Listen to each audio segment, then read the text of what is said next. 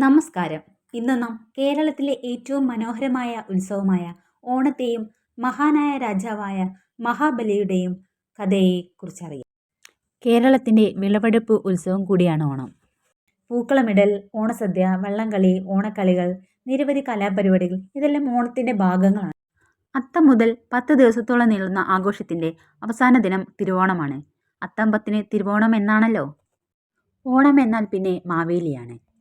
മഹാബലി, സമത്വവും സന്തോഷവും നിറഞ്ഞ ഭരണകാലത്തെ ഓർമ്മിപ്പിക്കുന്ന മഹാനായ രാജാവ്.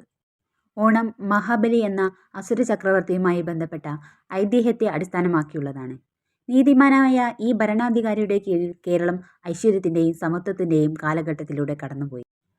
മാവേലി നാടു വാണിടും കാലം മനുഷ്യരെല്ലാരും ഒന്നുപോലെ ആമോദത്തോടെ വസിക്കും കാലം ആപത്തെങ്ങാർക്കുമൊട്ടില്ല താനും.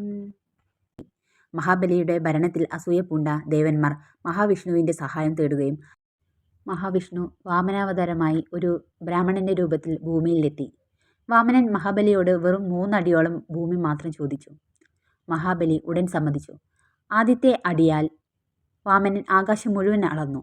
രണ്ടാമത്തെ അടിയാൽ ഭൂമി മുഴുവൻ അളന്നു. മൂന്നാമത്തെ അടിക്ക് സ്ഥലം ബാക്കിയുണ്ടായിരുന്നില്ല. അപ്പോൾ മഹാബലി വിനയത്തോടെ തൻ്റെ തല മുന്നിൽ കുനിച്ചു. വാമനൻ തൻ്റെ കാൽ മഹാബലിയുടെ തലയ്ക്ക് മുകളിൽ വെച്ചു. അവൻ അദ്ദേഹത്തെ പാതാളത്തിലേക്ക് അയച്ചു. പക്ഷേ മഹാബലിയുടെ വിനയവും ജനങ്ങളെ സ്നേഹിച്ച മനസ്സും കണ്ട വിഷ്ണു അദ്ദേഹത്തിന് ഒരു അനുഗ്രഹം നൽകി. എല്ലാ വർഷവും തൻ്റെ ജനങ്ങളെ കാണാനായി ഭൂമിയിലേക്ക് വരാനുള്ള അനുവാദം. ആ ദിനമാണ് ഇന്നും നാം ഓണമായി ആഘോഷിക്കുന്നത്. അതുകൊണ്ട് തന്നെ ഓണം ഒരു ഉത്സവം മാത്രമല്ല, അത് സമത്വത്തിൻ്റെയും ഐക്യത്തിൻ്റെയും സന്തോഷത്തിൻ്റെയും ആഘോഷമാണ്.